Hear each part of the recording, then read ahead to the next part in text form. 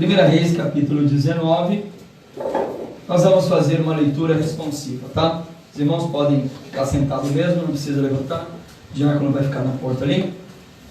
1 Reis, capítulo 19, diz assim a palavra do Senhor: E Acabe fez saber a Jezabel tudo quanto Elias havia feito e como matara todos os profetas à espada.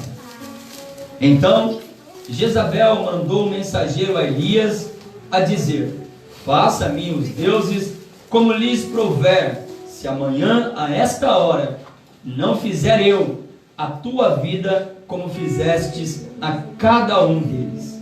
Temendo, pois, Elias, levantou-se para salvar a sua vida, e se foi, e chegou até Berseba, que pertence a Judá, e ali deixou o seu moço. Ele mesmo, porém, se foi ao deserto, caminho de um dia, e veio-se e assentou debaixo de um zimbro, e pediu para si a morte, e disse: Basta, toma agora, ó Deus, a minha alma, pois não sou melhor do que os meus pais. Deitou-se e dormiu debaixo do zimbro. Eis que um anjo o tocou e lhe disse: Levanta-te e come. Olhou ele e viu junto à cabeceira um pão cozido sobre pedras e brasa e uma botija de água. Ele comeu, bebeu e voltou a dormir.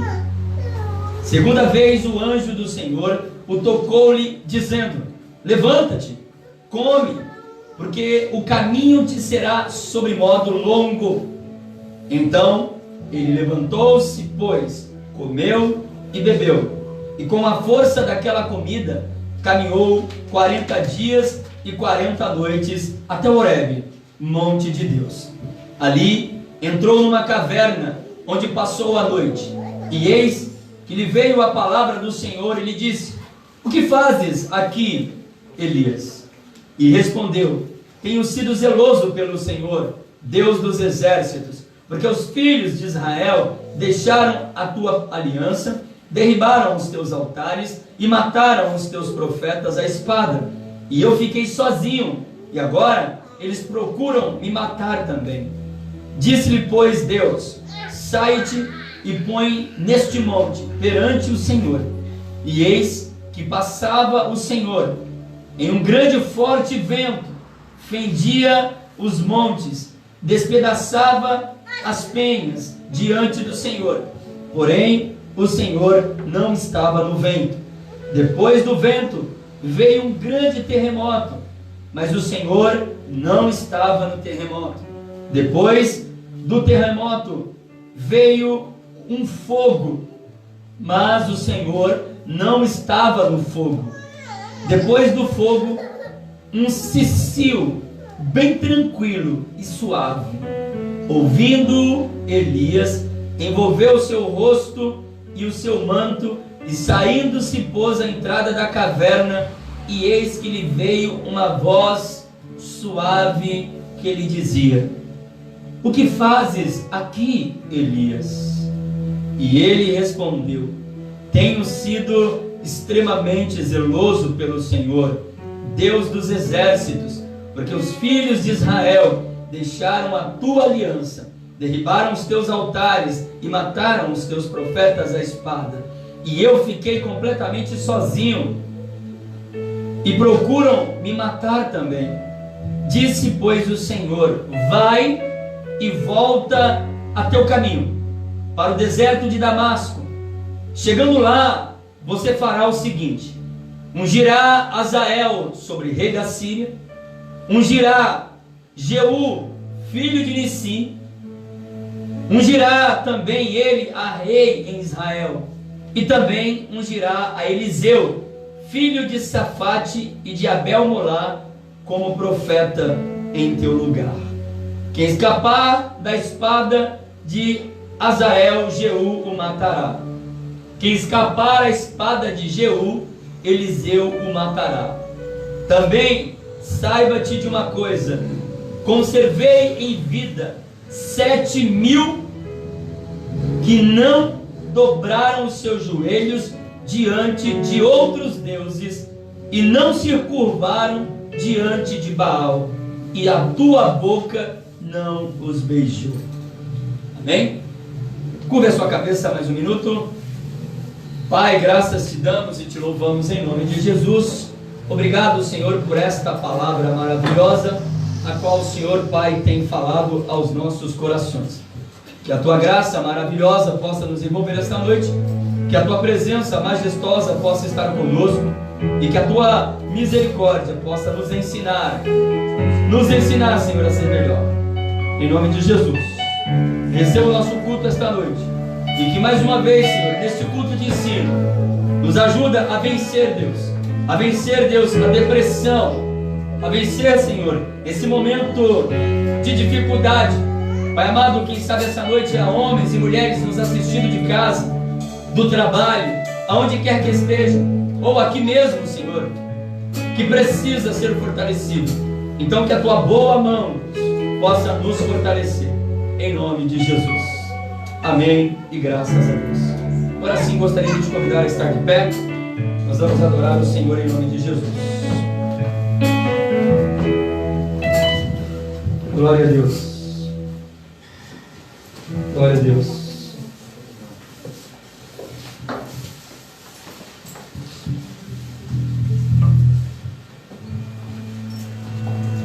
Glória a Deus. Graça e paz, irmãos, boa noite.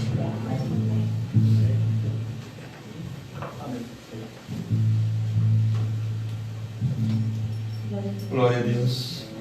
Que nós possamos te adorar essa noite, Deus.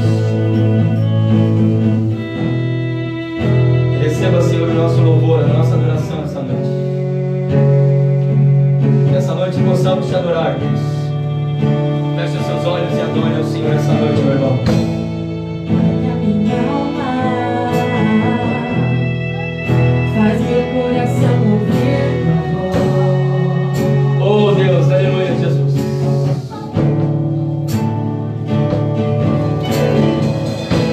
Me chama pra perto. Oh Espírito Santo. Eu não me sinto só. Para onde nós iremos?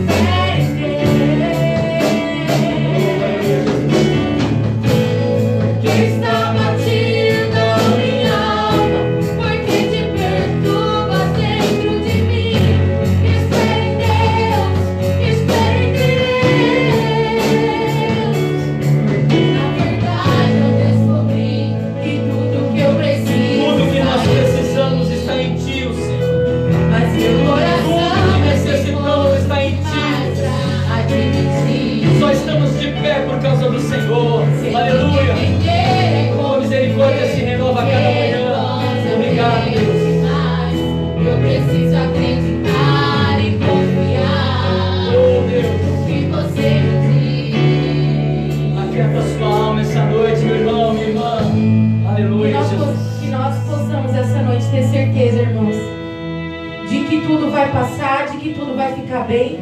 Mas para isso acontecer, nós devemos depositar a nossa confiança e esperança somente no Senhor. Essa semana eu estava conversando com uma colega minha e ela me mandou uma mensagem, né? Já tem uns dias que ela tem passado uns momentos difíceis. E ela me mandou uma mensagem falando que não tinha mais esperança, que não tinha mais expectativa de vida, que para ela não tinha mais jeito. E eu falei para ela que tinha jeito sim, Jaque. Só que ela estava colocando a esperança numa coisa que aos olhos de outras pessoas que estavam em volta dela não tinha jeito, estava errado. Porque tudo que começa errado na nossa vida, irmãos, termina errado. Se nós não dermos vazão para o Espírito Santo trabalhar em nossas vidas, em nosso coração, colocar as coisas no devido lugar, irmã Marta, por mais que nós como seres humanos somos errantes, somos falhos, se nós não abrir o nosso coração para Jesus, falar: Senhor, eu sei que eu errei, me perdoa, eu quero começar de novo. Ele te dá todos os dias quando nós acordamos e nós temos a liberdade de respirar e sentir o ar passar pelos nossos pulmões. Ele nos dá essa oportunidade todos os dias. Todos os dias Ele está conosco.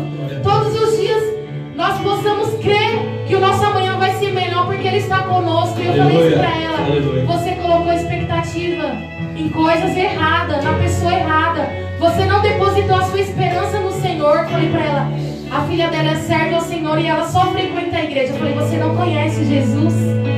Eu já falei várias vezes de Jesus para você, mas você não conhece. Porque a partir do momento que você entregar a sua vida de verdade para Ele e abrir o seu coração para Ele, não adianta você pedir oração: ora por mim, eu estou passando por isso. O Senhor quer ouvir de você. Ele quer ouvir da sua boca que você se arrependeu, que você precisa dEle e que você necessita dEle. A partir do momento que você tomar essa decisão na sua vida, você vai ver que as coisas vão melhorar. Você vai ver que tem esperança, tem jeito sim. Porque às vezes a gente deposita as nossas esperanças, as nossas forças em coisas erradas e a gente acha que vai dar certo, mas não vai dar. Se Deus não tiver no controle, se Ele não estiver na frente, não vai pra frente, não vai dar certo. Mas que nesta noite, você que está aí do outro lado assistindo esse culto, se você tem se sentido assim, sem expectativa de vida e sem esperança, acredite, há um Deus que pode todas as coisas. Aleluia. Aquilo que é impossível para você, aquilo que é impossível para mim, é possível para Ele. Basta somente você crer e confiar. Assim como o salmista falou aqui neste salmo: eu ainda o louvarei. Espera em Deus, confia nele, que vai dar tudo certo. Glória a Deus, Glória é a maravilhoso, Deus. Jesus. Louvado seja o teu santo nome, Jesus. Nós precisamos da tua graça, Deus. Inunda o nosso coração, Deus. Inunda o nosso coração, Senhor.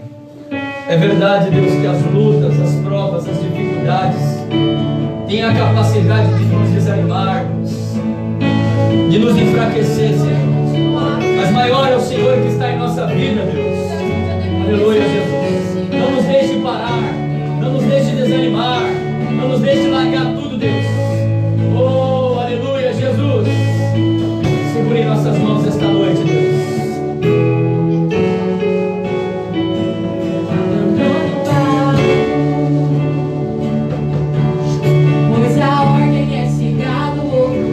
Você vai chegar.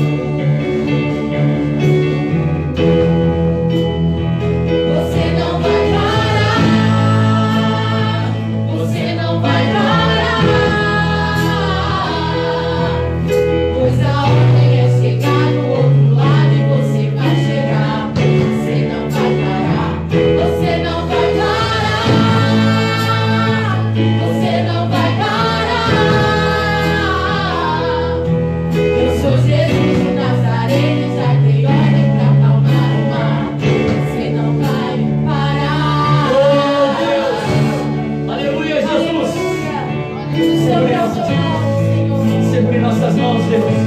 As tempestades vêm, as lutas vêm, as provas vêm, as frustrações vêm, as decepções vêm, mas o Senhor está em nosso barco, Jesus. Nós cremos nisso, Senhor. Aleluia. É chegar do outro lado e você vai chegar. Aleluia, Jesus. Não abandone o barco, pois esse seu deserto vai servir de testemunho para levantar alguém de novo. Ele vai restaurar alguém de novo. Ele vai ressuscitar os sonhos de alguém de novo.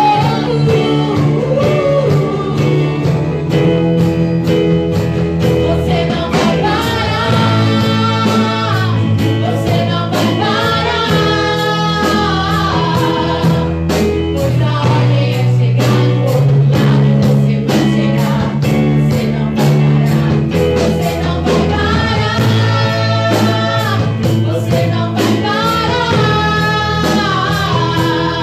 Eu sou Jesus o Nazareno, já dei ordem para acalmar o mar. Você não vai parar, você não vai parar. Creia nisso. Creia nisso. Você não vai parar. Creia nisso que é o Deus conduzindo a sua vida, a sua história. Pois a ordem Creia que é o Deus conduzindo a sua família, conduzindo os seus negócios, conduzindo o seu coração. Aleluia. Você não vai parar.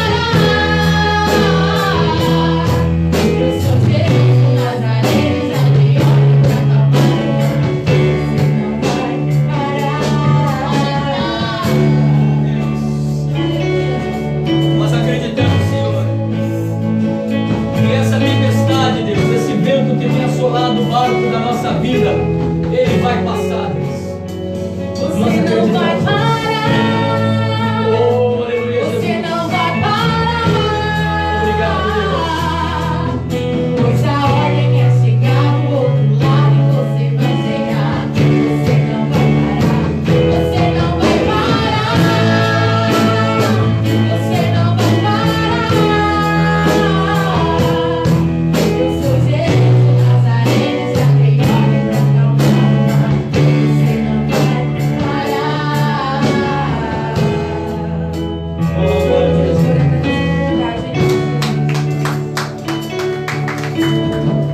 Glória a Deus, glória a Deus. Bom é te adorar, Jesus. Glória a Deus. Nós cremos nisso, né, irmãos? E eu acredito que você não vai parar. Eu acredito que essa luta, essa dificuldade que está batendo aí na sua casa é só mais uma forma de aprendizado, né? Só mais uma prova. Normalmente quando você vai passar, vai fazer algum teste, né? Ou você vai fazer algum curso, a forma de saber se você realmente aprendeu ou não é o quê? É a prova, né? A gente faz a prova e depois que a gente faz a prova, aí sim a gente descobre se a gente sabe ou não, de acordo com as notas que tiramos. As lutas da vida não é diferente. As lutas da nossa vida, né? A gente só sabe se nós estamos aptos para enfrentá-las, se de fato e de verdade a gente conseguir suportar as provas. Que não são poucas, né, Jaque? Que não são poucas, né, Marcelo? Irmãos, sem perca de tempo aqui, na semana passada nós falamos, né, muito sobre como curar aí, né, como vencer a depressão. E não vou falar tudo de novo, né?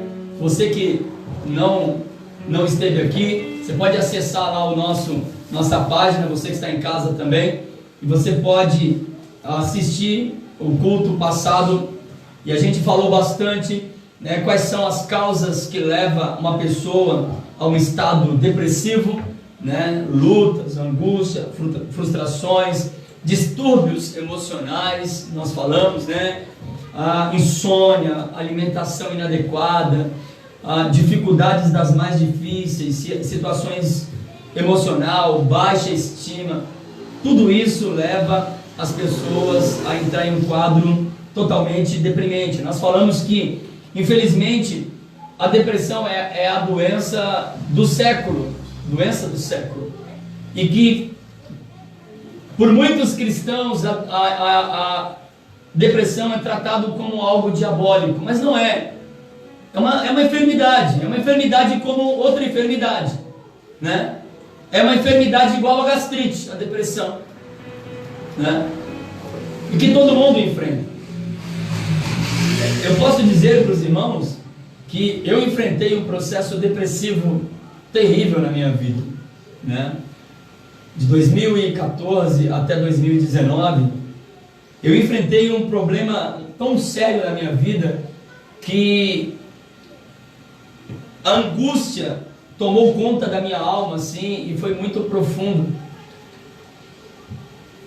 E eu vou ser sincero para os irmãos, o processo depressivo só consegue entender ele quem está dentro dele, né?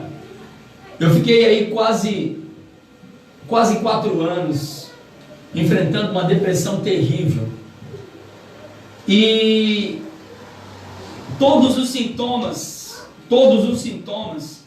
passaram pela minha vida, né? Todos, sem exceção, né? Sem exceção.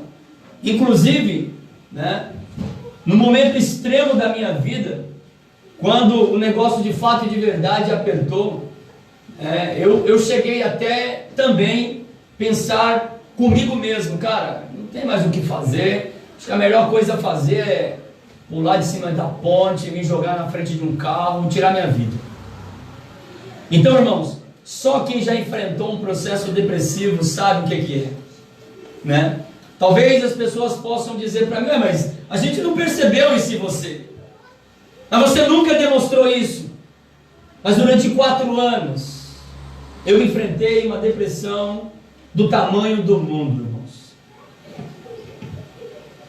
E só teve um lugar que de fato e de verdade eu encontrei força para caminhar e para me livrar, para me superar, foi em Deus. Se não bastasse o problema inteiro que me acometeu, nessa mesma ocasião nosso filho tinha nascido, ele nasceu sem o céu da boca. Foi momentos difícil para mim e para a Rose. Nós enfrentamos os piores momentos assim da nossa vida e foi muito difícil para nós. Mas eu vou dizer para os irmãos, é possível, irmãos, vencer a depressão. Se nós nos apegarmos em Deus, se nós confiarmos em Deus, se nós acreditarmos que Deus, Ele é poderoso para fazer infinitamente mais daquilo que pedimos ou pensamos, a gente pode vencer. E a gente viu aqui que não tem nada a ver esse negócio de demônio, não. O diabo, ele se vale quando no ápice da nossa depressão a gente entrega os pontos, aí ele começa a agir, porque ele começa a lançar as setas malignas, dizendo, olha, se mata mesmo, ninguém liga para você, ninguém se preocupa com você, ninguém está nem aí para você, então ninguém nem vai sentir sua falta. E aí, nessa hora, se nós não tivermos uma consciência em Deus, irmãos, aí a gente cai no laço do diabo, e aí a gente acaba estragando a nossa vida. Mas a palavra de Deus nos ensina que muitos homens da Bíblia enfrentou, né? Jeremias, Jonas, né? Davi, Paulo, Moisés, todos esses homens, inclusive o próprio Elias, ao qual a gente está tratando aqui, né? E nós falamos que o processo da depressão é paradoxo, é paradoxal, é antagônico. Por quê? Porque o processo de quem está deprimido não consegue ser entendido. Por isso que em alguns casos você precisa procurar um neurologista. Em outros casos você precisa procurar um endocrinologista. Em outros casos um psicólogo, um psiquiatra, um psicanalista. Por quê? Porque as ações, as intenções e as motivações de uma pessoa que está enfrentando um processo deprimente, um processo depressivo, nem ela mesma entende. E a gente viu isso aqui na íntegra com Elias. Ali a Bíblia diz no versículo 3 que quando ele ouve dizer que Jezabel quer matar ele, o que ele faz? Ele foge para salvar a vida. Mas quando ele foge para salvar a vida, ele pede para morrer. Ué, peraí, se você quer morrer, por que você não esperou Jezabel chegar? Mas não é. A luta, a dificuldade, a prova, a angústia é tão intensa que nós queremos viver, mas do jeito que está, pedimos a morte. Ó Senhor, eu quero viver, mas do jeito que está é melhor morrer, né? Ele reclama com Deus que ele estava sozinho, mas enquanto ele reclamava e disse que estava sozinho, ele não queria estar com ninguém. Ele tinha um moço que andava com ele. O que ele faz? Primeira coisa que ele faz é pedir para o cara ir embora. Ó, vai embora. Mas você não está reclamando que não tem ninguém com você, que você está sozinho, que você passa o dia inteiro sozinho, que você não tem com quem falar, com quem conversar. Tá aí, ó, cara para você conversar. Não. Ele reclama que está se sentindo só, mas também não quer estar com ninguém. Ó. Lembra alguém aí na sua cabeça? Conhece alguém assim? Ou você se sente assim? Então, são ações paradoxais, né? Ele sabe que precisa ser alimentado, sabe que precisa comer, mas contudo não come. O anjo precisa acordar ele 2 vezes, né? E eu disse na semana passada que o processo, né, deprimente é tão grande na nossa vida. E olha, irmãos, não se engane, viu? Não se engane. É tão paradoxal porque a gente tem na nossa mente o seguinte: uma pessoa deprimida normalmente ela vai se isolar. Negativo. Uma pessoa deprimida ela pode inclusive querer estar com um monte de gente.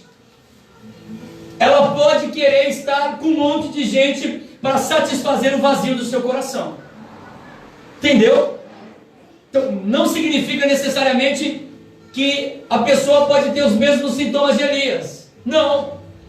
Uma pessoa que se entrega muito à balada é para preencher o vazio na alma, né? Uma pessoa que está sempre ali querendo ser vistas, né? Uma pessoa que está sempre querendo chamar a atenção das pessoas. Essa pessoa, ela está enfrentando também aí, né, casos, inícios ou meio, não sei o estágio de depressão.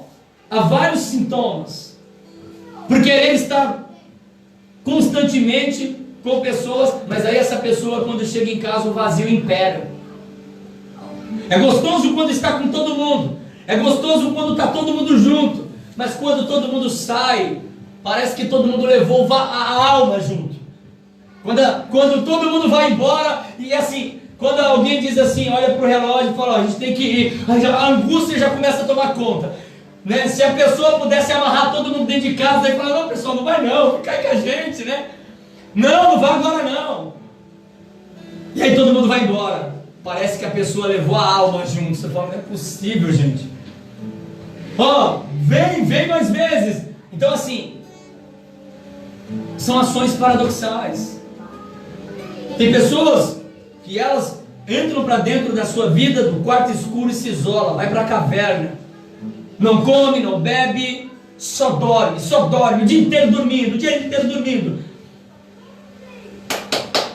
Que horas são? Nossa, abriu a janela? Nossa, fecha essa janela aí, não vamos acordar não, que acordar. Ai, tá frio, me embrulha. São sintomas, irmãos, sintomas.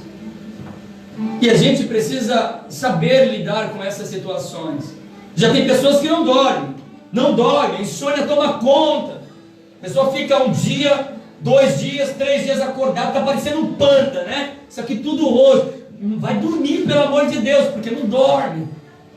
Sabe, aquele medo de alguma coisa acontecer, aquele medo de repente deitar e não conseguir mais acordar. Tem vários sintomas. Então o processo depressivo, irmãos, é algo terrível na alma. Só quem já passou sabe.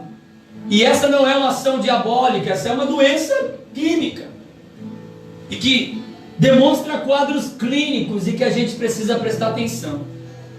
É possível ter muitas pessoas à sua volta enfrentando exatamente agora, né, um processo depressivo. Mas essa pessoa, ela consegue disfarçar bem.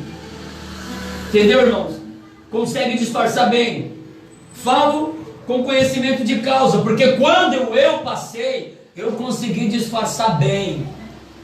Mas só Deus sabia o quanto. Tinha dia que eu chegava lá na bicicletaria, irmão, só para vocês terem uma ideia como foi profundo o meu quadro depressivo. Eu abaixava a porta da bicicletaria e ficava o dia inteiro dentro do banheiro só chorando, não conseguia nada, fazer nada. Minha esposa achava que eu tinha trabalhado o dia inteiro, mas nada. A porta da bicicletaria ficou abaixada e eu lá dentro, com a alma, uma angústia, um desespero, uma aflição, sabe, tomando conta de mim. E que coisa difícil, irmãos, que coisa difícil. E aí, o que você ouve quando você comenta, e aí, o que você acha da depressão? Aí, alguém diz que nada, isso é tudo pessoa frouxa, pessoa que, sabe, não tem vergonha na cara, fazendo corpo mole, são pessoas sem Deus, são pessoas sem fé. E eu ouvi aquilo me desesperava mais ainda, porque eu dizia, meu Deus, olha a minha função na igreja. Se isso é porque está sem fé, então eu estou perdido. Se isso é porque eu estou fazendo corpo mole, percebe? Então as pessoas, por não conhecerem, ao invés de ajudar com palavras, outras pessoas podem até matar a gente, irmãos, por não conhecer, né? Então a gente falou também aí sobre analisando a depressão. Elias, ele tinha motivo de sobra para reclamar com Deus, né? Ele tinha motivo de sobra. Ele disse, olha Deus, eu tenho sido extremamente zeloso, né? Eu te sirvo, eu te busco, eu tenho feito tudo que o Senhor pede para mim, mas olha, eu estou sozinho, estou abandonado, as pessoas me abandonou a sua lei, e agora todo mundo quer me matar, Deus. Irmãos, o que não falta para nós, irmãos, é motivo para reclamar. Nós temos motivos de sobra. E eu não preciso nem sair para a rua. Dentro de casa eu tenho problemas. Tenho problemas com falta de gás, com falta de comida, com falta de bebida, com falta de alimento. Eu tenho problemas de todas as esferas dentro da minha casa. Sim ou não? Aonde tem gente tem problema. Ou seja, eu sou um problema para minha esposa é um problema para mim. Então, se a gente for olhar dentro da classificação geral, a gente não precisa nem sair de casa para o problema acontecer. Agora, imagine os problemas de casa, os problemas de trabalho, os problemas diários, os problemas comuns do dia a dia. O que mais a gente tem, irmãos, é motivo para entrar dentro de uma caverna para se lamentar. Não falta motivo para a gente reclamar de Deus e falar, Senhor, olha, não dá. E aí Deus então interpela Elias e faz uma pergunta para Elias. Elias, o que você está fazendo aqui? A pergunta de Deus para Elias foi, Elias, o que você está fazendo da sua vida, Elias? Enquanto tem um monte de gente, Elias, respirando por ajuda de aparelho, enquanto está todo mundo necessitando de um pulmão igual o seu, Elias, você quer morrer, você quer desistir da vida, Elias. O que você está fazendo da sua vida? Né? Deus faz uma pergunta introspectiva, né? Fazendo Elias pensar. O que você está fazendo da sua vida? E aí, né? Elias ele reclama de Jezabel, reclama do povo, reclama da nação, inclusive reclama de Deus, né? E aquele desânimo, aquela frustração. E aí Elias então desabafa diante de Deus. E esse é o nosso cenário, irmãos. Quantas pessoas exatamente agora, enfrentando lutas e muitas lutas, mas o desânimo tomou conta, sabe? A autocomiseração tomou conta, o avental de vítima está envolto, e aí reclama do trabalho, reclama da família, reclama do ministério, reclama da igreja, reclama da chamada, reclama do patrão, reclama do trabalho, reclama da vida, reclama de tudo. Se está frio, reclama. Se está sol, reclama. Se garoa é ruim, se chove, pior ainda. Reclama de tudo. Tudo é um problema. E aí a pessoa vai minando as forças, vai minando. E Jesus deixou claro lá em João 17 o quê? Que no mundo teríamos aflições, mas tínhamos que ter bom ânimo. Agora, é fácil, irmãos, enfrentar as aflições? Claro que não. Claro que não. lutas, desânimos, perseguições. Isso é difícil de enfrentar. É por isso que a Bíblia nos ensina que nós temos que esperar em Deus. E aí o salmista pede para a gente fazer duas coisas que a gente não sabe, né? Ele diz: esperei com... A gente não sabe esperar e a gente também não tem paciência. Como é difícil esperar. Às vezes você marca um encontro com alguém, a pessoa demorou 5 minutos, a gente já quer ir embora. Caramba, meu, 5 minutos, estou aqui já esperando, e a gente fica ali, ó. Vou embora. 5 minutos. Imagine quando a gente está dentro do furacão, de lutas, de prova, e nada acontece. E aí, irmãos, o que mais dilacera a nossa alma é o silêncio de Deus. Diz a Bíblia, lá em Apocalipse, que fez silêncio no céu quase meia hora. Imagine meia hora na eternidade, irmão. Meu Deus do céu. Silêncio de Deus. Quando tudo fica em silêncio, e aí a gente só vê trovoada, só vê relâmpago, só vê raios caindo, só vê dificuldade, só vê prova, só vê luta, e a gente não vê um facho de luz no final do túnel. A gente está perdido. Mas aí, na semana passada, eu terminei dizendo o seguinte: que Deus deu para Elias ali, né, providenciou saídas para a vida de Elias. E Deus deu para Elias ali 5. Deus providenciou 5 satisfação para que ele pudesse então conseguir se levantar e continuar a sua vida. E é dessas coisas que eu queria falar hoje, para que eu e você possamos terminar com o coração tranquilo esse estudo. A depressão existe, é real. Se a gente for fazer assim uma análise geral hoje dentro da igreja, eu acredito que de 100%, 90% enfrenta problema depressivo. O problema todo é que nós somos peritos em mentir para si mesmo, irmãos. Nós somos peritos, né? Se nós tivéssemos a hombridade de levantar a mão, de sinalizar e pedir: me ajuda, estou enfrentando um momento e eu não sei o que é, mas eu estou desconfiado que eu estou enfrentando um processo de depressão, você pode me ajudar? E é nessa hora que uma igreja sadia, uma igreja curada, uma igreja que sabe o que é isso, abraça, irmãos. Mas não. Por isso que constantemente a gente vê, irmãos, sabe o filho do irmão tal, sabe a irmã X, sabe o irmão Y, sei, se matou. Como? Se matou. Ele não conseguiu enfrentar aquela carga. Todas as vezes que de repente ele chegava para falar com alguém sempre diria: não, isso é coisa de fresco, isso aí é... Percebe? Se você está numa igreja muito pentecostal, aí pronto, aí que lascou tudo mesmo, né? Se você é um camarada pinguim que nem eu, aí piorou tudo. Que aí você enfrenta esse problema, e se alguém descobrir que você está enfrentando, a pessoa vai dizer: vaso, você varão, homem de Deus. Irmão, irmão, você está ruim, hein? Vamos. O que a gente vai fazer com você? Mas por quê? Porque atrela tudo ao diabo, atrela tudo a qualquer coisa menos as dificuldades. Irmãos, a gente precisa entender o seguinte: que uma luta que para mim pode ser chupeta no mel de enfrentar, para o outro não é, irmãos. Por isso que a gente precisa suportar uns aos outros, a gente tem que dar suporte, a gente tem que ser a âncora. Por exemplo, eu trabalho com bicicletas, então a gente usa muito cabo de aço, certo? Quando você pega um cabo de aço, você percebe que aquele cabo de aço é muito forte. Mas sabe por que ele é muito forte? Porque ele é trançado por várias malhas de fio.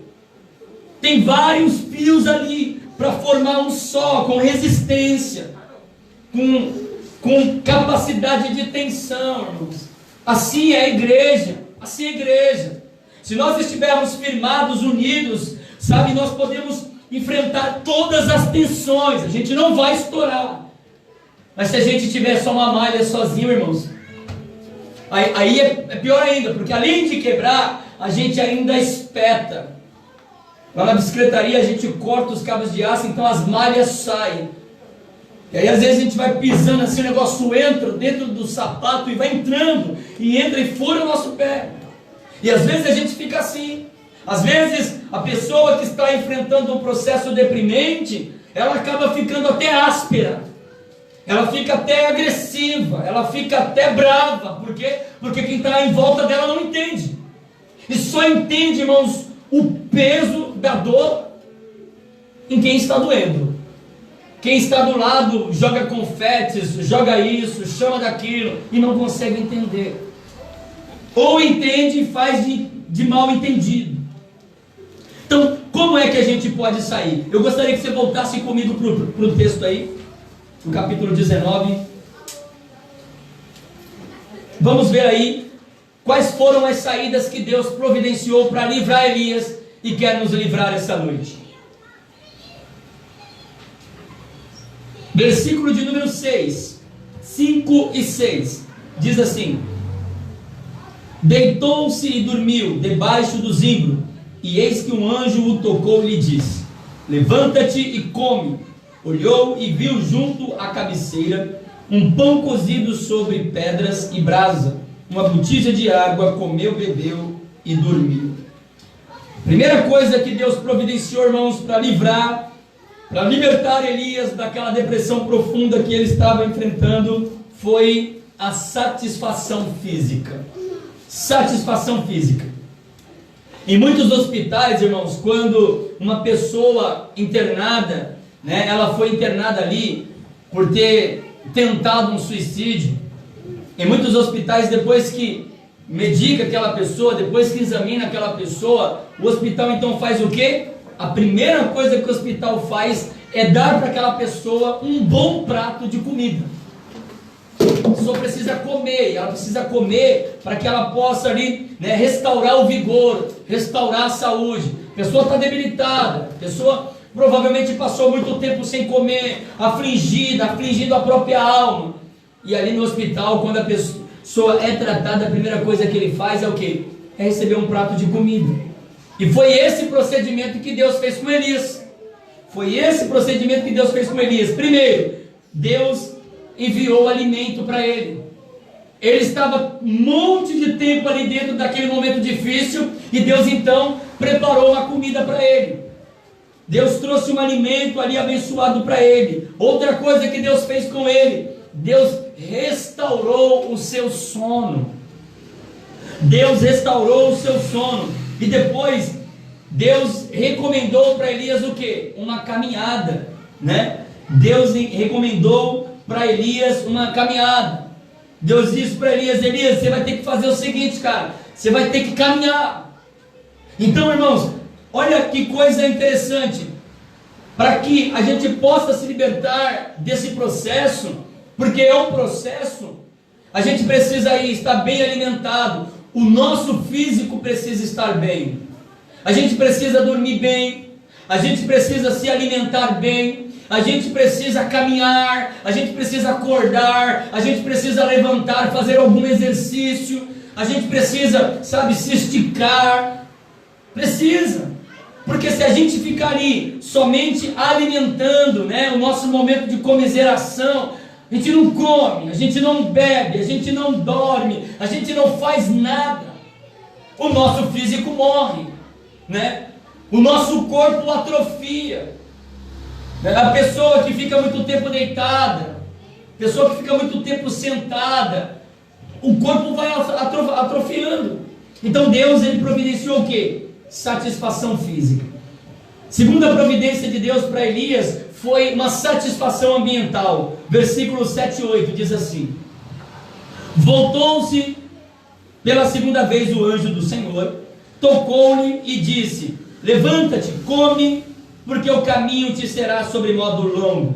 Levantou-se, pois, comeu, bebeu, e com a força daquela comida caminhou 40 dias e 40 noites até o Horebe, monte de Deus.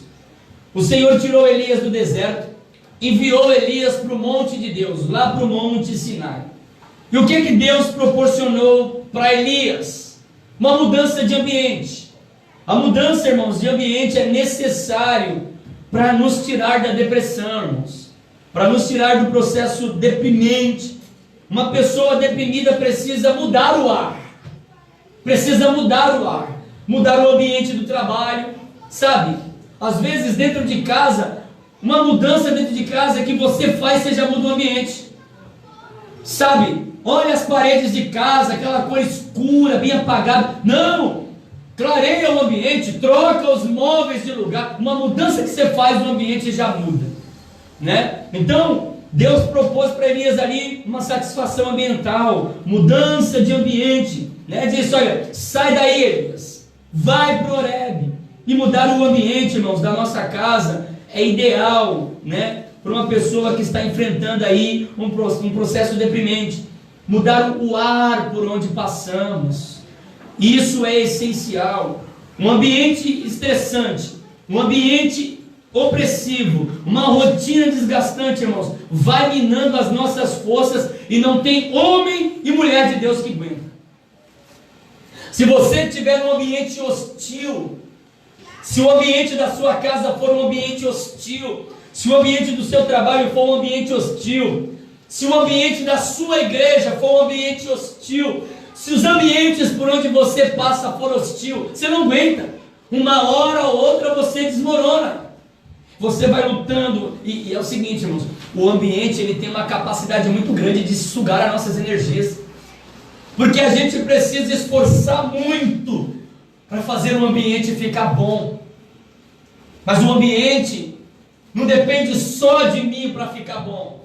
Se o ambiente em si ele for um ambiente pesado, uma hora ou outra o que a gente faz, a gente se entrega e fala: quer saber de uma coisa? É mais ou menos, por exemplo, a mãe ali que não aguenta mais falar: meu, bebeu, lava o copo, caramba. Meu, lava o copo, meu. Caramba, lava o copo. Aí chega uma hora que a mãe fala o quê? Deixa essa pia encher de luz, né? Por quê? Porque o ambiente, quando você tem um processo de harmonia e todo mundo está na mesma sintonia, harmoniza o ambiente. Mas quando, para que a harmonia apareça, ninguém se manifesta e só um luta, aí imagina, aí o ambiente sempre será hostil. Então, um ambiente estressante pode minar as nossas forças, e não importa o quanto firmado em Deus estejamos. Então Deus, ele providencia ali, né, uma satisfação física para Elias. Depois ele providencia uma satisfação ambiental, ele muda o ambiente. Você que aqui está aqui me ouvindo, e você que está em casa, será que não é hora talvez de mudar o ambiente, né? Mudar o ar do ambiente. Então existem muitas formas de mudarmos, irmãos, o ambiente. Então ora a Deus e fala: Senhor, me dá uma estratégia aqui, o que eu faço para mudar o ambiente, né? Isso é sério, porque olha, eu trabalhei com um rapaz que ele, todas as vezes que dava 5:30 da tarde, sabe o que ele fazia? Ele corria lá no encarregado e pedia para o encarregado, sabe o que, Ives? Perguntar se tinha como deixar ele na hora extra. Todo dia, todo dia. Talvez alguém poderia dizer: meu, esse cara é o tio Patinhas. Esse cara gosta de dinheiro, esse cara gosta de trabalhar, esse cara deve estar enforcado. Mas vai daqui, vai dali, vai de lá, e conversa aqui, conversa ali. Até que um dia, na hora do almoço, a gente começou a conversar, e ele não me disse de uma forma clara, mas para um bom entendedor, minha palavra basta. A gente começou a conversar, e ele começou a me contar algumas dificuldades relacionais. E eu descobri o porquê que ele todo dia pedia para fazer hora extra. Porque o ambiente da casa dele era um ambiente pesado. Todos os dias que ele chegava em casa, ele morava lá no Itaim. A gente trabalhava junto na Calunga. Então até ele sair daqui 10 horas, chegar lá no Itaim, imagina, tá todo mundo dormindo. Ele saía, deixava o povo dormindo. Quando ele chegava, o povo estava dormindo. Para ele, aquilo era o seu refúgio. Quantas e quantas pessoas, irmãos, que o lugar que deveria ter paz não tem, que é na própria casa. O ambiente da casa é hostil. O ambiente é hostil. E não é só hostil para quem está em fora. Às vezes os filhos, quando vai dando a hora do pai chegar, o coração já gela. Ai meu Deus, o pai está chegando. Ou a mãe. Não importa, dependendo da pessoa que molda o ambiente fica extremamente pesado. É o filho que, ao invés de se alegrar porque está dando a hora do pai chegar e abraçá-lo, não. É o filho que, na hora que vai dando a hora do pai chegar, o filho fica morrendo de medo. Porque é aquele pai bruto, é aquele pai ignorante, é aquele pai que, quando chega, não beija, não abraça, não faz nada, só sai daqui. Você conhece alguém assim, não? Se você for assim, a palavra de Deus vem para nos curar essa noite. O ambiente precisa ser mudado. O melhor ambiente da nossa vida, irmãos, é a nossa casa. Se a gente perdeu o prazer de voltar para casa, a gente perdeu o prazer de voltar para o melhor lugar da terra. E eu sempre digo aqui o seguinte, que melhor do que ter para onde ir, é ter para onde voltar. Você pode ir para Disney, você pode ir para Miami, você pode ir para onde você quiser. Dá 15 dias você sente saudade da sua casa. Depois que você viu todo mundo, você fala, meu Deus do céu. Você pode dormir na cama do rei, lá em Londres, lá no palácio lá.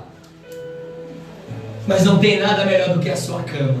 Não tem nada melhor do que o seu quarto. Não tem nada melhor do que a sua casa. Eu sempre ensino para os meus filhos. Você perguntar para eles qual é o melhor lugar para você, eles vão dizer, sem titubear, minha casa. Minha casa é o melhor lugar. Às vezes eles falam para mim, nossa pai, é bom demais a nossa casa, né? É ótima a nossa casa. Mas para a nossa casa, irmãos, fica boa. Porque assim, olha aqui, de repente eu estou falando aqui para você, meu irmão, minha irmã que me ouve de casa, você que está aqui, e talvez você não está enfrentando esse processo depressivo. E se não, glória a Deus. Mas de repente o seu filho pode. De repente os seus filhos podem estar enfrentando. Por quê? Porque se o nosso ambiente não for satisfatório, a gente pode agravar, irmãos, a saúde dos nossos filhos. Os nossos filhos não podem ter medo de nós. Eles têm que nos respeitar. Ixi, meu pai está chegando, minha mãe está chegando. Estou perdido. E agora? Aí todo mundo esconde tudo, esconde a bagunça e aí o pai chega, tá uns anjinhos sentadinho, aquela coisinha todinha. Aqui nada, aqui era tudo medo. Coisa boa é o relacionamento. Então a gente, irmãos, a gente pode trazer esse processo deprimente na vida dos nossos filhos. Porque não tem idade, não se engane, não tem idade. Não são poucas as vezes que a gente vê aí adolescentes, 9, 10, 11 anos morrendo. Por quê? Porque desistiu da vida. Por quê? Fugindo de casa. Por quê? Porque desistiu. O ambiente virou um ambiente hostil, não serve mais para nada. A ordem do dia é só grito, é só espancamento. Você não presta para nada, você não faz nada. E aí vai virar um ambulante na rua. Está indo para onde? Qualquer lugar menos a minha casa. Então a gente tem que se policiar, irmãos. Terceiro lugar, para caminhar para o final, Deus providenciou para Elias satisfação espiritual. Veja comigo o versículo 11 e 12. Disse-lhes Deus: sai-te, põe neste monte perante o Senhor. E eis que passava o Senhor, e um grande e forte vento fendia os montes e despedaçava as penhas diante do Senhor, mas o Senhor não estava no vento. Depois do vento veio um grande terremoto, mas o Senhor também não estava no terremoto. E depois do terremoto veio um fogo intenso, mas o Senhor não estava no fogo. E depois do fogo veio uma calmaria, e Elias então ouviu a voz de Deus. Elias precisava, irmãos, de uma nova visão sobre Deus. Elias havia esquecido quem era o Deus que ele servia, irmãos. Elias havia esquecido de que Deus proporcionou ele capacitação extraordinária. Um homem que dizia: segundo a minha palavra não chove. Um homem que matou mais de 850 profetas sozinho. Agora tinha esquecido das experiências fenomenológicas, irmão Altemir, com Deus. E o que Deus faz?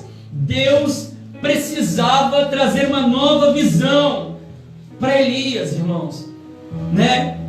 Deus precisava relembrar Elias de quem era Elias, de quem era Deus. Elias estava enfrentando o mesmo problema que muitos cristãos hoje estão enfrentando. Sabe qual? Amnésia profunda, amnésia existencial. Quantos e quantos cristãos, irmãos, que já experimentou o sobrenatural de Deus, já experimentou curas de Deus, já viu Deus abrir portas impossíveis de serem abertas. Quantos e quantos cristãos já viram Deus fazendo coisas assim surreais e esqueceram de quem Deus é. E aí o que Deus faz? O vento, o terremoto e o fogo passou, sabe para quê? Para que Deus pudesse lembrar Elias do poder divino. Terremoto, fogo, sabe, vento intenso. Deus fez tudo isso para que Elias se lembrasse: Elias, sou eu, Elias. Sou eu, Elias, sou eu que estive todo esse tempo com você e nunca te abandonei, Elias. Você está enfrentando esse problema agora, você está passando por esse processo depressivo, Elias, mas eu sempre estive com você. Você precisa entender isso e lembrar disso, Elias. Aí a brisa da voz suave era para que ele se lembrasse, sabe do quê? Do amor, da graça de Deus que nunca se afastou da vida dele. Elias, irmãos, deixou aquele lugar com uma nova compreensão de Deus. Normalmente são nos lugares mais improváveis, normalmente são nas situações mais incomuns que Deus se apresenta para nós. São os momentos mais difíceis, são os momentos mais distantes, nos momentos em que nós nos sentimos mais sozinhos e mais abandonados, Deus aparece. E a brisa ali da voz de Deus era para demonstrar a graça e o amor. O vento, o fogo e o terremoto era para demonstrar o poder. Deus estava dizendo: Elias, o mesmo Deus que te tirou de todos os problemas no passado, Elias, ainda está com você.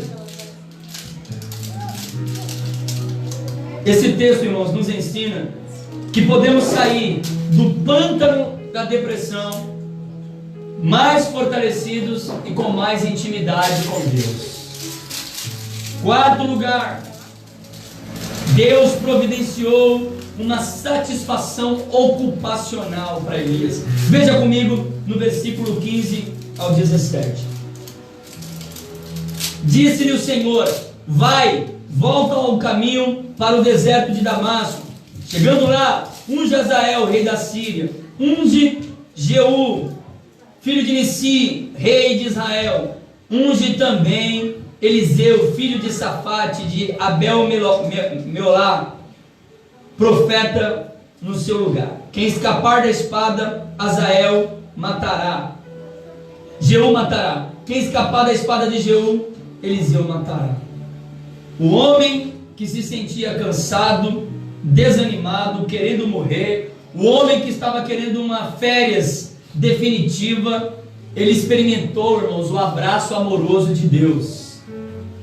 Um homem que tinha desistido da vida, tinha desistido de tudo, experimentou o abraço carinhoso já aqui do seu Criador. E o que Deus fez com Elias? A resposta de Deus pelas queixas de Elias, né? Deus trouxe a ele mais trabalho e Deus ampliou a sua missão. Deus disse: olha, Elias, você estava fazendo um trabalho local, mas eu vou ampliar as tendas, eu vou ampliar a sua visão. Agora o seu trabalho será amplo e internacional. Elias estava realizando um trabalho, Ives, somente na comunidade.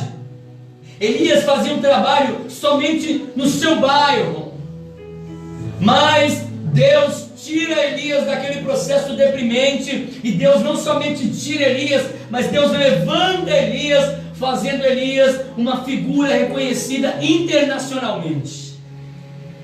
Olha o que Deus pode fazer conosco, irmãos. Deus pode engrandecer o nosso nome. Deus pode nos levar a fazer coisas que jamais imaginaríamos fazer. Deus pode nos levar a lugares que jamais imaginaríamos a ser levados, irmãos. Você tem esse potencial. Eu tenho esse potencial. Nós temos esse potencial. E Deus nunca nos abandonou, à semelhança de Elias. Deus deu a ele aí a missão de ungir reis e profetas, influenciar a história do seu povo, influenciar no futuro das nações. Ele teria uma nova fase. Isso revela a confiança que Deus, irmãos, sempre tinha depositado em Elias. Mesmo quando ele se encontrava frágil e desanimado, Deus estava lá. Por isso, essa noite, de uma coisa eu e você podemos ter certeza: Deus tem uma nova missão para você. Deus tem uma nova missão para mim. Deus tem uma nova missão para nós. Talvez você está enfrentando esse processo deprimente. Saiba de uma coisa: você não está sozinho nessa. Podemos nos ajudar, e podemos ser ajudados pela graça de Deus. Podemos entender que é um Deus que não nos abandona. O que você está fazendo aqui, Elias?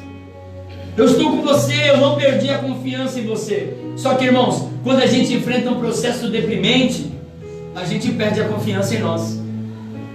A gente para de acreditar na nossa capacidade. Não, você vai... não, chama outro.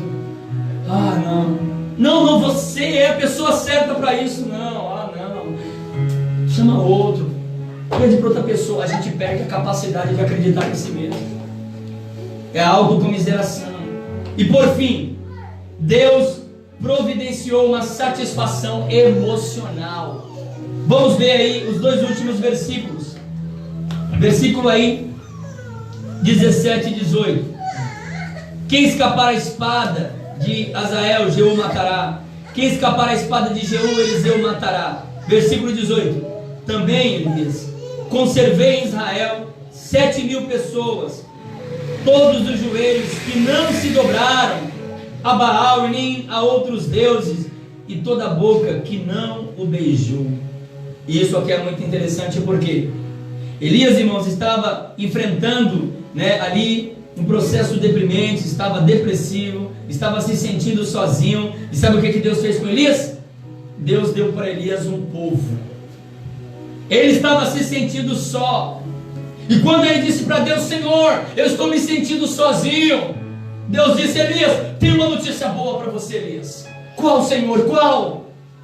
7.000 pessoas não se dobraram, Elias. Você não está sozinho. Você pode contar com pessoas que estão no mesmo propósito que você, com a mesma intenção. E mais ainda, Deus não somente proporcionou para ele um povo, 7.000 que não se dobraram, mas Deus proporcionou para ele um amigo. Um amigo que seria para ele um amigo inseparável. Unja Azael, unja Jeú, e unja também quem? Eliseu. Ele vai ser o seu amigo. Por isso que a Bíblia diz, irmãos, que é sempre bom andar em dois. Porque quando um cair e se sentir fraco, o que o outro faz? Levanta aí, irmão. Vamos, eu confio em você. Nós precisamos de você. Vamos nessa. Sempre em dois. Esse texto, irmãos, nos ensina que todos nós cristãos precisamos de um povo para estar juntos. E além de um povo, nós precisamos de um amigo. E o que Deus fez para mim e para você? Deus proporcionou para a gente um povo, para a gente caminhar com esse povo. E quem é esse povo? É a igreja de Deus. É a nossa família espiritual. É a nossa família carnal. É o povo que Deus colocou para a gente caminhar junto. E aí, Deus também nos proporcionou um amigo, irmãos. um amigo. O grupo de louvor aqui canta, né, o hino desse amigo. Não existe amigo fiel mais do que ele. Companheiro que está com a gente nas lutas, somente ele. O Espírito Santo, irmãos. Deus preparou para mim e para você o Espírito Santo que habita em mim e em você. E é Ele quem nos fortalece. Se nós tivermos essa consciência, e termino, juntos atravessaremos os vales da depressão, até que juntos possamos alcançar os picos da alegria. Por fim, quem está deprimido, enfrentando momentos depressivos, deve parar e pensar: se nós iremos parar, se nós iremos desistir, se nós iremos fugir e entrar nas cavernas da incerteza, ou nós podemos todos os motivos de desânimo para nós, a gente pode enfrentar, irmãos. Podemos passar todo dia ali acariciando as nossas feridas, raspando elas, ou podemos raspar as impurezas da nossa vida para obtermos cura. Essa noite nós temos uma opção. A Bíblia diz em Tiago 5,17: Elias era um homem sujeito às mesmas dificuldades que nós, às mesmas lutas que nós. Eu quero dizer para você que não importa o que eu e você enfrentar, irmãos, Deus está no controle da minha e da sua vida. Vamos ficar de pé. Gostaria que enquanto eu orasse, desse para cantar essa música aí, ô Marcelo. Tá? Amigo fiel. Não existe amigo fiel.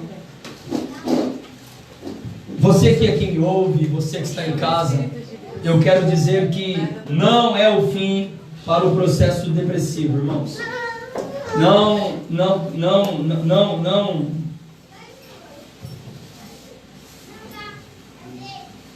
Não acaba quando a gente simplesmente entra para uma caverna.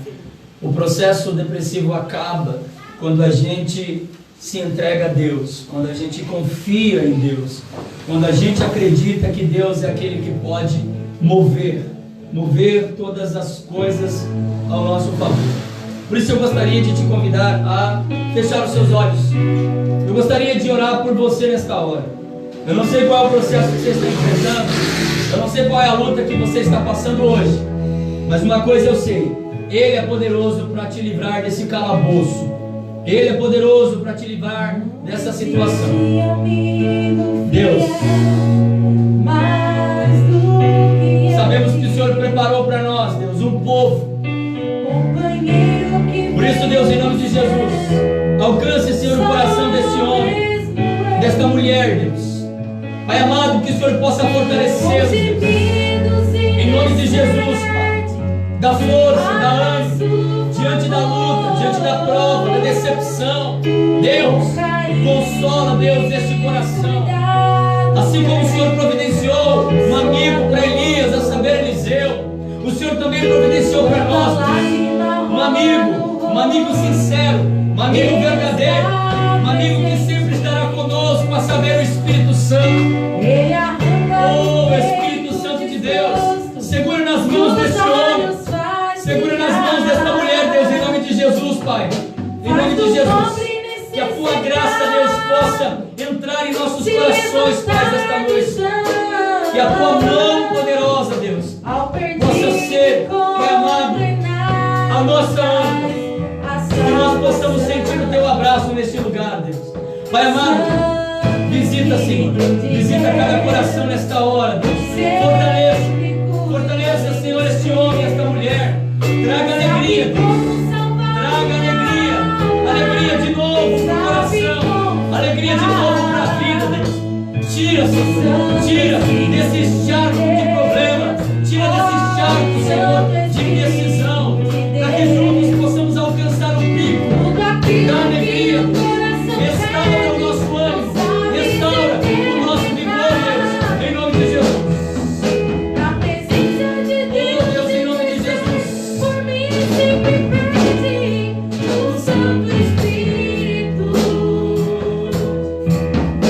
Quando estou chorando de dor, com seu graça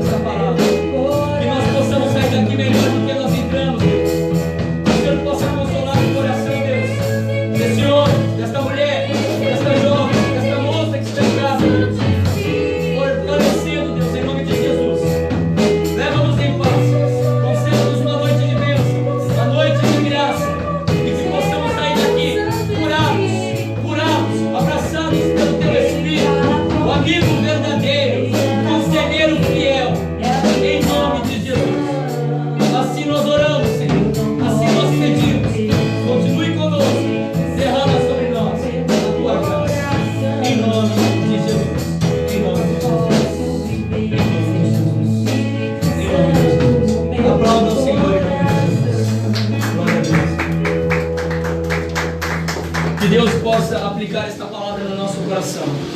E que nós possamos, irmãos, entender que só Jesus Cristo pode curar a nossa alma. Somente Jesus pode trazer aí esse refrigério para a nossa vida. Há muitas pessoas do seu lado. Então comece a olhar com outros olhos, irmãos. De repente um amigo, um irmão, um colega, o esposo, a esposa, o filho pode estar enfrentando este problema. E às vezes, por não ter uns olhos clínicos, irmãos, a gente acaba não percebendo. Às vezes a pessoa está dando sinais. Isolamento, esquecimento, agressividade. São sinais. Vamos ficar espertos. Amém? Curve a sua cabeça. Que o grande amor de Deus, a graça do nosso Senhor e Salvador Jesus Cristo, a comunhão e a consolação do Espírito Santo seja com todos, não somente hoje, mas para todos sempre. Todos digam amém. Está terminado em nome de Jesus. Domingo irmãos, esqueci da oferta. Você que trouxe a oferta, vamos ofertar ao Senhor. Você que está em casa pode ofertar fazendo um pix, e o nome do Senhor será glorificado. Amém? Pode desligar, Bruno. Vamos tomar um café também em nome de Jesus.